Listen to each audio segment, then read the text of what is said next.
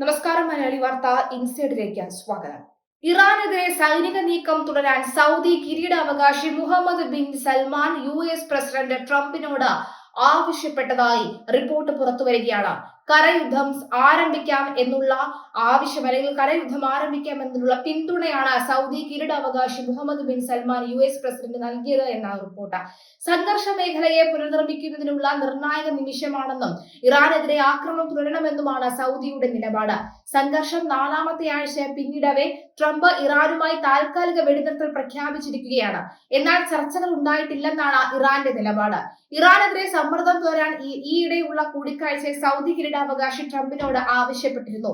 പശ്ചിമേഷ്യയെ പുനർനിർമ്മിക്കുന്നതിനുള്ള ചരിത്രപരമായ അവസരമാണ് US Israel സൈനിക നീക്കമെന്നാണ് അദ്ദേഹം പറഞ്ഞതെന്ന് ന്യൂയോർക്ക് ടൈംസ് റിപ്പോർട്ട് ചെയ്യുന്നു. ഗൾഫ് രാജ്യങ്ങൾക്ക് ഇറാൻ ദീർഘകാലമായി ഭീഷണി ഉയർത്തുന്നുണ്ട്.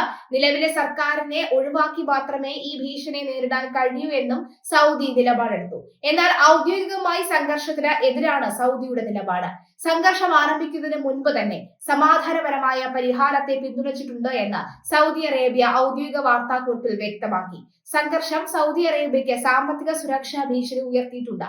US ഇസ്രായേൽ ആക്രമണത്തിന് തിരിച്ചടിയായി ഇറാന്റെ ഡ്രോൺ മിസൈൽ ആക്രമണത്തെയും എണ്ണ വിതരണത്തെയും അടിസ്ഥാന സൗകര്യങ്ങളെയും ബാധിച്ചിരുന്നു. ഹോർമൂസ് കടലിടുക്ക് അടച്ചത് സൗദി, UAE, കുവൈത്ത് അടക്കമുള്ള ഗൾഫ് രാജ്യങ്ങളിൽ നിന്നുള്ള കയറ്റുമതിയെയും ബാധിച്ചിട്ടുണ്ട്. ഇറാന്റെ ഊർജ്ജ കേന്ദ്രം ലക്ഷ്യമിടുന്നത് അടക്കമുള്ള ശക്തമായ നടപടികളോട് സൗദി അനുകൂലമായി തന്നെയാണ് സംസാരിച്ചത്.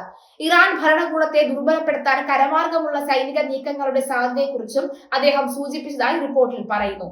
അതേസമയം പശ്ചിമേഷ്യയിൽ സൈനിക വിന്യാസം ശക്തമാക്കാൻ US ഒരുങ്ങുന്നതായാണ് വിവരം.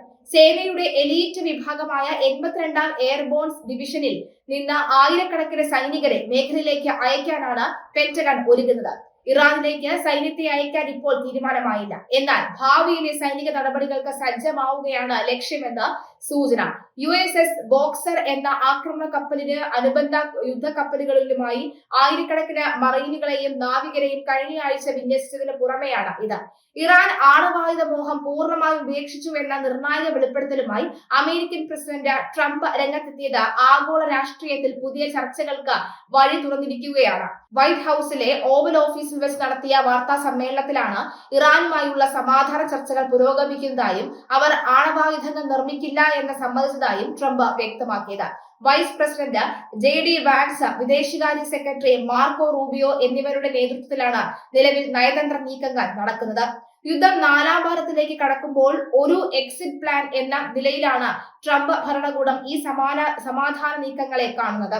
എന്നാൽ ഭരണകൂടത്തിനുള്ളിലെ ഭിന്നതകളും ഇതോടൊപ്പം പുറത്തു വരുന്നുണ്ട്. അമേരിക്കൻ പ്രതിരോധ സെക്രട്ടറി പീറ്റ് ഹെഗ്സെറ്റിന് ഈ നയതന്ത്ര പരിഹാരത്തോട് താല്പര്യമില്ല എന്ന് ട്രംപ് പരസ്യമായി വെളിപ്പെടുത്തി. യുദ്ധം ഉടൻ അവസാനിക്കുന്നതിൽ ഹെഗ്സെറ്റും joint chief of staff general Razin കെയ്നും നിരാശരാണെന്നാണ് ട്രംപ് തമാശ രൂപേണ പറഞ്ഞത്. സൈനിക നടപടികളിലൂടെ ഇറാനെ പൂർണ്ണമായും കീഴ്പ്പെടുത്തണമെന്ന നിലപാടിലാണ് പെന്റഗൺ മേധാവികളെന്ന് ഇത് സൂചിപ്പിക്കുന്നു. എങ്കിലും സമാധാന ചർച്ചകൾക്ക് മുൻഗണന നൽകാനാണ് ട്രംപിന്റെ തീരുമാനം. ഇറാനിലെ ഊർജ്ജ കേന്ദ്രങ്ങൾക്ക് നേരെയുള്ള ആക്രമണം 5 ദിവസത്തേക്ക് നിർത്തിവെക്കാൻ ട്രംപ് കഴിഞ്ഞ ദിവസം ഉത്തരവിട്ടിരുന്നു. ഇതിനു പിന്നാലെ ഇറാൻ അമേരിക്കയ്ക്ക് വിലപ്പെട്ട ഒരു സമ്മാനം നൽകിയതായും ട്രംപ് വെളിപ്പെടുത്തി. സാമ്പത്തികമായി വലിയ മൂല്യമുള്ള ഒന്നാണിതെന്നും എന്നാൽ അത് എന്താണെന്ന് ഇപ്പോൾ വെളിപ്പെടുത്തില്ല എന്നും അദ്ദേഹം പറയുകയാണ്. എണ്ണ വാതക മേഖലയുമായി ബന്ധപ്പെട്ട ഒന്നാണോ എന്ന മാധ്യമ പ്രവർത്തകരുടെ ചോദ്യത്തിന് അതെ എന്നായിരുന്നു ട്രംപിന്റെ മറുപടി. ഹോർമൂസ് കടലിടുക്കിലെ കപ്പൽ ഗതാഗതവുമായി ബന്ധപ്പെട്ട വിട്ടുവീഴ്ചകൾ ഇറാൻ നടത്തിയതായും സൂചനയുണ്ട്. ഇറാനിലെ പഴയ നേതൃത്വത്തെ മുഴുവൻ തങ്ങൾ വധിച്ചുവെന്നും ഇപ്പോൾ ചർച്ചകൾ നടക്കുന്നത് പുതിയൊരു വിഭാഗം നേതാക്കളുമായാണെന്നും ട്രംപ് അവകാശപ്പെട്ടു. ഞങ്ങൾ അവരുടെ നേതൃനിരയെ മുഴുവൻ ഇല്ലാതെയാക്കി. തുടർന്ന് അവർ പുതിയ നേതാക്കളെ തിരഞ്ഞെടുത്തപ്പോൾ അവരെയും ഇല്ലാതെയാക്കി. ഇപ്പോൾ മറ്റൊരു പുതിയ ഗ്രൂപ്പാണ് അവിടെ ഉള്ളത്. അവർ വിവേകത്തോടു കൂടിയാണ് സംസാരിക്കുന്നതെന്നും ട്രംപ് പറഞ്ഞു. ഇറാൻ പ്രതിനിധികൾ നിലവിൽ അമേരിക്കൻ ദൂതന്മാരുമായി നേരിട്ട് ആശയവിനിമയം നടത്തുന്നുണ്ടെന്നും സമാധാന കരാറിൽ എത്താൻ അവർ ആഗ്രഹിക്കുന്നുണ്ടെന്നുമാണ് വൈറ്റ് ഹൌസിന്റെ വിലയിരുത്തൽ.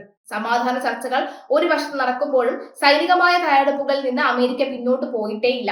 3000ഓളം പാരാ ട്രൂപ്പർമാരെ കൂടി മിഡിൽ ഈസ്റ്റിലേക്ക് അയക്കുന്ന കാര്യം പെന്റഗൺ പരിഗണിക്കുന്നുണ്ട്.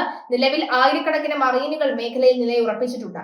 നയതന്ത്രം പരാജയപ്പെട്ടാൽ ഒരു കരയുദ്ധത്തിനുള്ള സാധ്യത കൂടി മുന്നിൽ കണ്ടാണ് ഈ നീക്കം.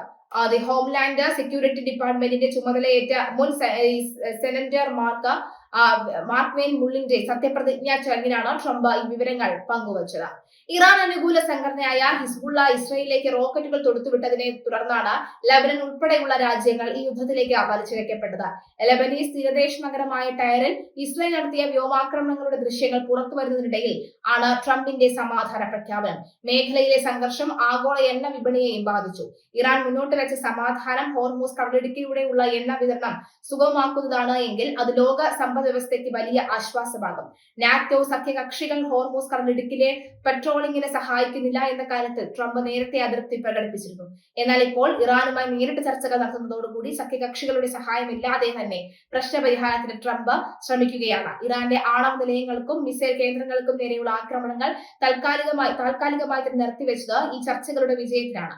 ജാരഡ് കുഷ്നർ ഉൾപ്പെടെയുള്ള ട്രംപിന്റെ വിശ്വസ്തർ ഈ രഹസ്യ ചർച്ചകളിൽ സജീവമാണ്. 2028 പ്രസിഡന്റ് തെരഞ്ഞെടുപ്പിൽ റിപ്പബ്ലിക്കൻ പാർട്ടി സ്ഥാനാർത്ഥികളാകാൻ സാധ്യതയുള്ള JD വാൻസിനും മാർക്കോ റൂബിയോയ്ക്കും ഈ സമാധാന ചർച്ചകളുടെ വിജയം വലിയ രാഷ്ട്രീയ നേട്ടമാണ് ഉണ്ടാക്കുന്നത്. ഇറാന്റെ ആണവ മോഹങ്ങൾ എന്നേക്കുമായി അവസാനിപ്പിക്കാൻ കഴിഞ്ഞാൽ അത് ട്രംപ് ഭരണകൂടത്തിന്റെ വലിയ നയതന്ത്ര വിജയമായി മാറും. എന്നാൽ കരാറിലെ വ്യവസ്ഥകൾ ഇറാൻ എത്രത്തോളം പാലിക്കുമെന്ന കാര്യത്തിൽ അന്താരാഷ്ട്ര നിരീക്ഷകർക്ക് സംശയമുണ്ട്. സൈനിക മേധാവികളുടെ എതിർപ്പ് അവഗണിച്ചുകൊണ്ട് ട്രംപ് നടത്തുന്ന ഈ സമാധാന നീക്കം അമേരിക്കൻ രാഷ്ട്രീയത്തിലും ചർച്ചയായിട്ടുണ്ട്. യുദ്ധം എന്ന വാക്ക് ഉപയോഗിക്കാൻ ഡെമോക്രാറ്റുകൾക്ക് താല്പര്യം ആണെന്നും എന്നാൽ താൻ സൈനിക നടപടി എന്നാണ് ഇതിനെ വിളിക്കുന്നതെന്നും ട്രംപ് തമാശ രൂപേണ പറഞ്ഞു. പീറ്റ് ഹെഗ്സെറ്റിനൊപ്പം ഉള്ള കടുത്ത സൈനിക നടപടി വേണമെന്ന് ആവശ്യപ്പെടുമ്പോഴും നയതന്ത്രത്തിലൂടെ കാര്യങ്ങൾ നീക്കാനാണ് ട്രംപിന്റെ ശ്രമം. വരും ദിവസങ്ങളിൽ ഇറാൻ നൽകിയ സമ്മാനത്തെക്കുറിച്ച് ഉള്ള കൂടുതൽ വിവരങ്ങൾ പുറത്തുവരുമെന്നാണ് പ്രതീക്ഷിക്കുന്നത്. ഹോർമോസ് കടലിടുക്ക് പൂർണ്ണമായും തുറന്നു കൊടുക്കുകയും കപ്പലുകൾക്ക് നേരെയുള്ള ആക്രമണം അവസാനിപ്പിക്കുകയും ചെയ്താൽ അത് യുദ്ധം അവസാനിക്കുന്നതിന്റെ ആദ്യ സൂചനയാകും. ലോകം മുഴുവൻ ഉറ്റുനോക്കുന്ന ഈ സമാധാന കരാർ യാഥാർത്ഥ്യമാകുമോ അതോ സൈനിക മേധാവികളുടെ താല്പര്യപ്രകാരം യുദ്ധം തുടരുമോ എന്നാണ് ഇനി അറിയാൻ.